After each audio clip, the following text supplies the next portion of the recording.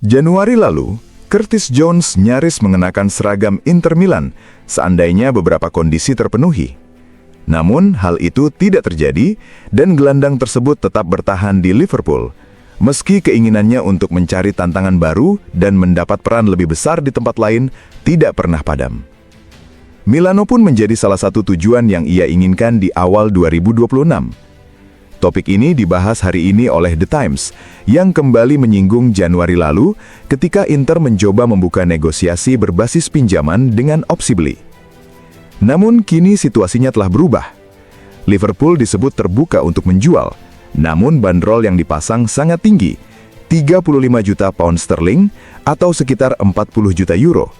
Angka yang terbilang besar, mengingat kontrak Jones baru habis pada 2027 dan Liverpool berisiko kehilangannya secara gratis setahun lagi. Valuasi ini berakar dari ketertarikan Tottenham pada Januari lalu yang akhirnya memilih beralih ke Conor Gallagher dari Atletico Madrid dengan harga yang sama, sehingga angka tersebut kini menjadi patokan dalam setiap negosiasi.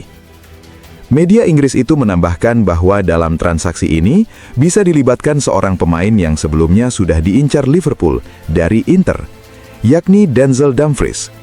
Bek asal Belanda itu memiliki klausul pelepasan senilai 25 juta euro dan sangat diminati oleh pelatih Liverpool Arne Slot yang merupakan sesama warga negara Belanda.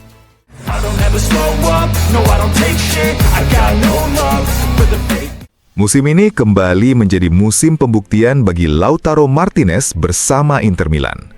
Performa luar biasa sang striker, baik dari sisi angka maupun perannya sebagai motor tim, tentu tidak luput dari perhatian klub-klub besar Eropa. Salah satu yang kini melirik adalah Barcelona yang tengah mencari striker andalan.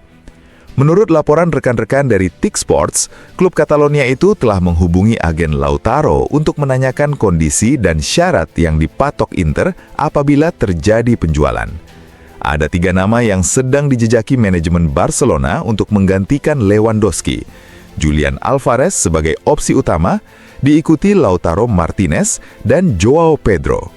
Ketiga jalur ini untuk saat ini masih sebatas penjejakan di level teoritis. Namun ketertarikan Barcelona terhadap Lautaro nyata adanya dan tidak tertutup kemungkinan akan ada kontak lebih lanjut antara klub dan agen sang pemain.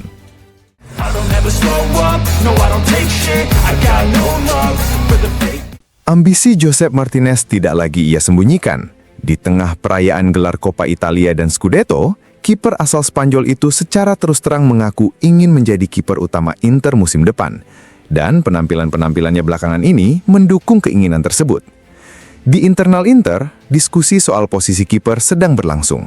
Dalam konteks itu, jalur yang mengarah ke Guglielmo Vicario sudah jelas mendingin.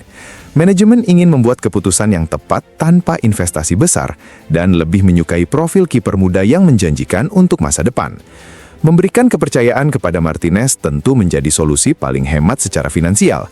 Inter cukup mencari wakil yang andal dan berpengalaman tanpa perlu membeli kiper utama baru. Namun satu hal yang pasti, penggantinya bukan Jan Sommer. Kiper Swiss itu sudah punya pendirian yang jelas.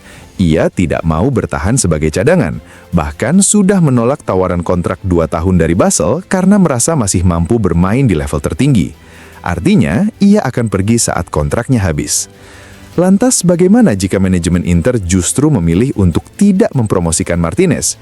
Di senario itu, Inter akan mencari kiper yang sudah siap namun masih muda, yang bisa memberikan kesinambungan dalam jangka panjang.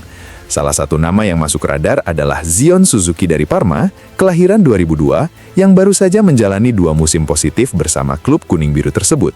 Christian Cifu mengenal Suzuki dengan baik setelah melatihnya dalam pengalaman singkat namun berkesan di Emilia musim lalu. Karakteristik kiper Jepang itu sesuai dengan profil kiper modern yang dicari Inter, meski masih ada ruang untuk berkembang dalam beberapa aspek dasar. Sebagai konfirmasi atas ketertarikan ini, menurut informasi yang diperoleh FC Internews, kemarin hadir seorang scout Inter di Stadion Sinigalia untuk memantau penampilan Suzuki yang terbilang sangat positif dalam laga melawan Como. Secara umum, jika Inter memutuskan untuk mendatangkan kiper baru, pilihan akan jatuh pada pemain muda berpotensi dengan harga tidak lebih dari sekitar 15 juta euro. Itulah kisaran anggaran maksimal yang disiapkan untuk posisi ini.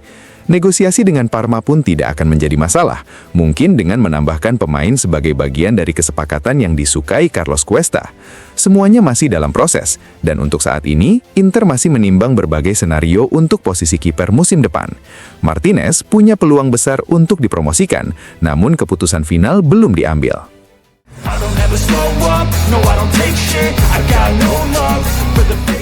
Kejaksaan Federal telah membuka berkas kasus terhadap Marcus Thuram, menyusul aksinya kemarin saat parade Scudetto Inter di jalanan Milano. Dalam kesempatan itu, Thuram memamerkan 2 spanduk anti-Milan dari atas bus terbuka tim. Satu bergambar tikus berlatar merah hitam, dan satu lagi bertuliskan kalimat kasar soal derby. Seperti yang diperoleh ANSA, gambar dan tulisan tersebut kini akan dievaluasi oleh Badan Peradilan Olahraga dan berpotensi mengakibatkan sanksi finansial bagi striker Prancis itu, kemungkinan besar melalui jalur kesepakatan, sebagaimana yang terjadi pada kasus-kasus serupa sebelumnya. Di lingkungan Inter sendiri, contoh paling anyar adalah Denzel Dumfries yang membayar denda sebesar 4.000 euro melalui kesepakatan damai. Kasus itu terjadi saat perayaan Scudetto bintang kedua, ketika Dumfries memamerkan spanduk berisi gambar pemain Milan Theo Hernandez yang diikat dengan tali.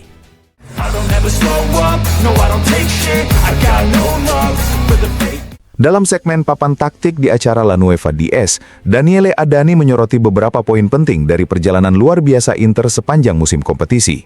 Inter menarik tekanan lawan, melibatkan semua pemain, menguasai bola, menggeser gelandang ke lini pertahanan dan bek ke lini tengah.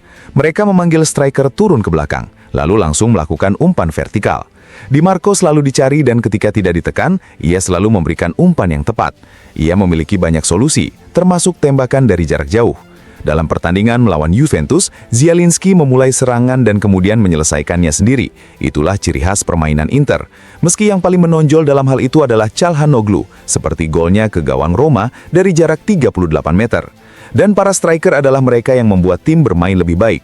Lautaro dan Thuram bergerak secara vertikal satu sama lain, bekerja untuk diri sendiri tapi juga untuk rekan-rekannya. Begitu pula saat Pio Esposito masuk. Perlu juga diapresiasi jejak Kifu, sudah selayaknya ia mendapat bagian penting dari kebanggaan ini. Adani juga berbicara soal kemungkinan langkah Inter di bursa transfer. Mereka harus membidik pemain yang lebih muda, mengingat beberapa pemain kontraknya akan habis. Dibutuhkan sedikit ketidakterdugaan di antara lini. Nama Nico Paz sudah banyak disebut-sebut, dan kami sering membayangkan pemain sayap yang bisa bermain 1 lawan 1. Juga butuh satu gelandang dengan fisik. Tapi dari sisi filosofi permainan, saya rasa tim ini masih bisa semakin berkembang. Soal kiper, menurut saya sudah ada, dan itu adalah Martinez.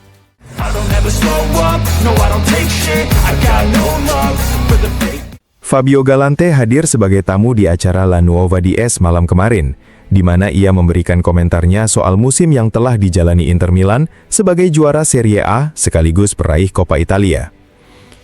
Kifu sangat hebat dalam melibatkan semua pemain. Ketika Lautaro, Dumfries atau Calhanoglu absen, mereka yang dipanggil selalu tampil luar biasa. Dan para pemain memang adalah yang terbaik. Gelar juara liga ini sangat layak diraih, ujar Galante. Tim ini kemungkinan membutuhkan beberapa penguatan di bursa transfer. Namun mantan bek Inter itu yakin bahwa tidak perlu dilakukan perombakan besar. Inter tidak butuh banyak, fondasinya sudah sangat bagus. Memang ada beberapa hal yang perlu dilakukan. Seorang pemain kreatif atau yang bisa melewati lawan 1 lawan 1, serta bek tengah jika ada pemain senior yang kontraknya tidak diperpanjang. Tapi sungguh, yang dibutuhkan tidak banyak. Galante juga berbicara soal pesta perayaan yang memenuhi jalanan kota kemarin. Antusiasme para supporter Inter sangat luar biasa. Hal itu sudah terlihat saat bintang kedua tiba. Dalam momen-momen seperti ini, sangat menyenangkan juga bagi para fans yang mungkin tidak tinggal di Milano namun tetap datang ke sini merayakan bersama tim. Itu adalah perasaan yang indah. Di stadion ada begitu banyak anak-anak. Ini benar-benar hari yang penuh kegembiraan.